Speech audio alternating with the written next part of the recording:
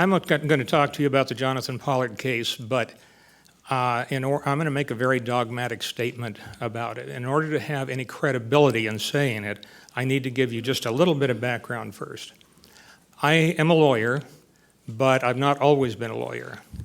I was, for 6 years, a naval intelligence officer, and then at that point, the Navy decided I would be better as a lawyer and sent me to law school. I only had a couple of years as a lawyer before I had unexpected transfer orders to the National Security Agency. I was the first judge advocate to go to the NSA, and the reason I went, the director of the agency at the time was Admiral Bobby Inman, smartest man I've ever met in my life. And as soon as I got to NSA, he pulled me into his office and he said, I made a mistake in my life. I always went to one particular lawyer for advice. And we both made Admiral, and we never had time to talk to each other again. He said, I want you to learn everything you can about intelligence operations and how to support them with your law degree, and go out and train other people to do it. And so that was my direction at first. From there, after I left NSA, I got a second law degree, and then became the legal advisor to Naval Intelligence. Long story short, in my 27 years of active duty, I only had 2 assignments that were not supporting intelligence operations. And as I neared the end of my career, I came back from a tour as a diplomat in Italy, and I'd only been here a couple of months when the FBI came and said, we want you to come and do the same thing for us that you did in the Navy. So I spent the next 11 years in the senior executive service of the FBI. The reason I give you that background is because I have worked every major espionage operation between 1979 and 2009, and quite a few that weren't major operations as well. In my judgment, there are 4 espionage agents who stand out as the ones who did the most damage to the United States. Chronologically, they are John Walker, Jonathan Pollard, Aldrich Ames, and Bob Hansen, who I knew personally.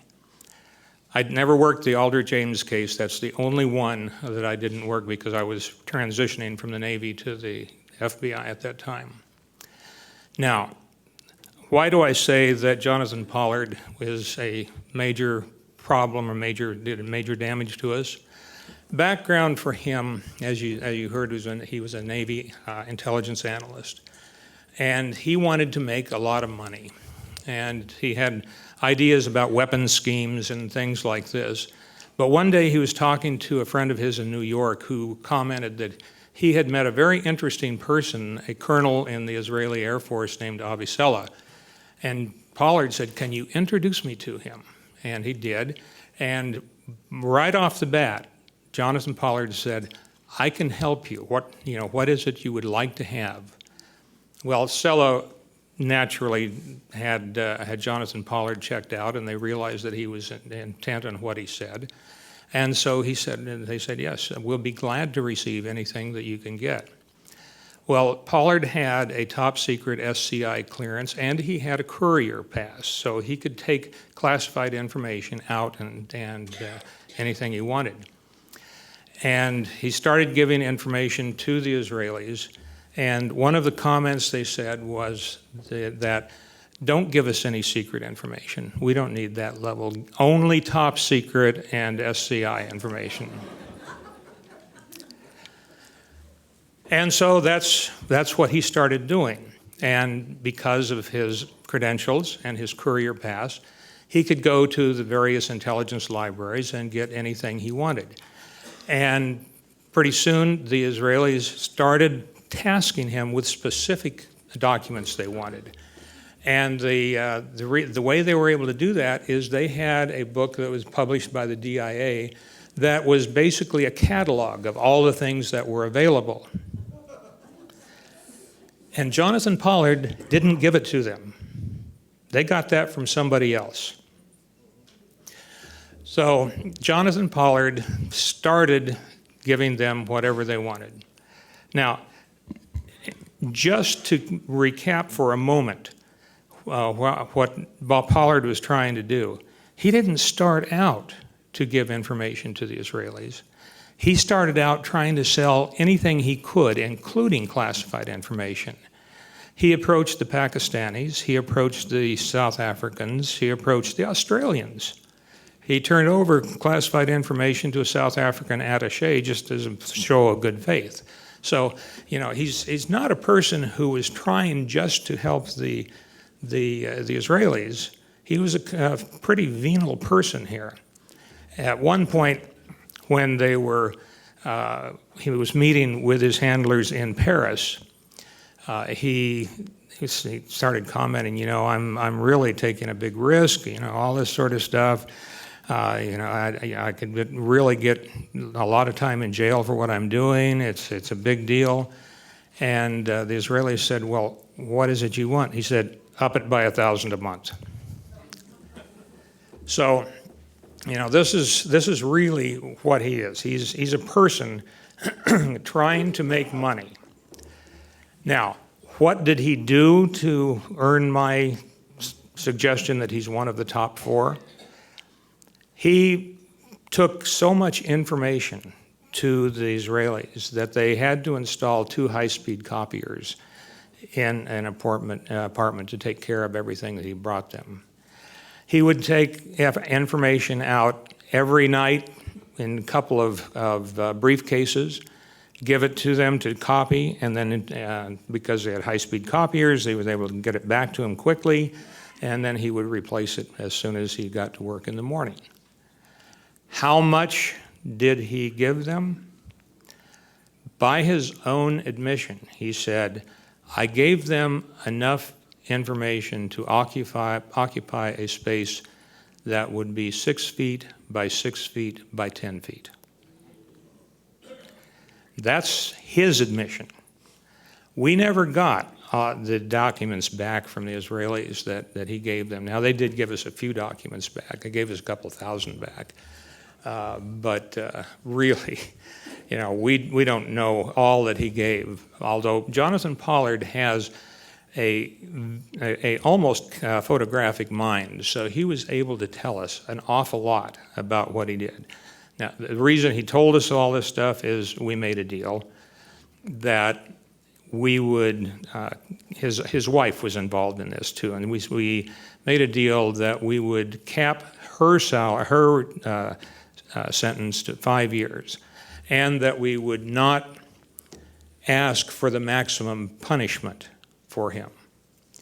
Now, the information that he turned over, some of it actually was information covered by 18 U.S. Code 794, which is mostly electronics communication information, carries a death penalty in it. But at the time that Jonathan Pollard did his espionage work, there was no death penalty in the United States. That had been ruled unconstitutional by the Supreme Court. And at that time, a life sentence was really in practice 30 years. So that's what we were looking at. Jonathan Pollard was pretty good about telling us all the information that he had given over. And as a consequence of that, one of the things that we do usually with espionage agents, or at least that I did, is I would write an affidavit for a senior officer to sign that explained what the harm was. So of the things that he gave us, I selected 19 different documents that represented the different categories of information that he had turned over to the Israelis. And just using each one, I explained what the harm is from this type of information, not from this document, but from this type of information, and gave it to Secretary Weinberger. And Secretary Weinberger made his edits to it. One of his edits, I have to tell you about this, one of his edits was he put in a sentence in there that said that if the death penalty were available, I would have no hesitation in recommending it. I crossed that out. And the next version I sent in to him, he put the same thing back in. And finally, I said, Mr. Secretary, if we can't ask for the maximum punishment, which is life, we can't say that death is appropriate. He finally got the picture. But anyway, this affidavit was then given to Judge Aubrey Robinson, who's now deceased. I took it to him personally. I sat in an outer room while he read it and gave it back to me and said, thank you very much. That's all he said. And then we went to sentencing. And at sentencing, the prosecutors really didn't say anything. They got up and they said he's done harm, he should receive a substantial sentence, but that's about the character of all they said. Jonathan Pollard got up and talked about what he had done and how sorry he was. And by the way, I really didn't do anything that caused any harm. And Judge Robinson said, come up here, young man. And he pulled out the affidavit, which he now had in his hand, and he pulled it open to a few pages, and he said, okay, now explain this one. And Jonathan Pollard couldn't answer what it was because it was a very big deal. In fact, it has been made public now, so I can tell you what Judge Robinson was pointing at. It was something that we call the Raisin Manual. And the Raisin Manual was at that time a document that described all of the communications capabilities of the Middle East and how the NSA could attack them. And Judge Robinson just said, explain this one, young man, and he was done. So at sentencing, Jonathan Pollard got life, which, as I said, meant about 30 years. He has been there for about 27 or 8 years at this point. He has been eligible for parole for some time. He will not ask for parole because he wants clemency so that as soon as he steps out of prison, he can leave the United States and go to Israel. So that is my story of Jonathan Pollard. I am going to finish, it looks like 13 seconds early. So I thank you for coming here today. It's been a pleasure.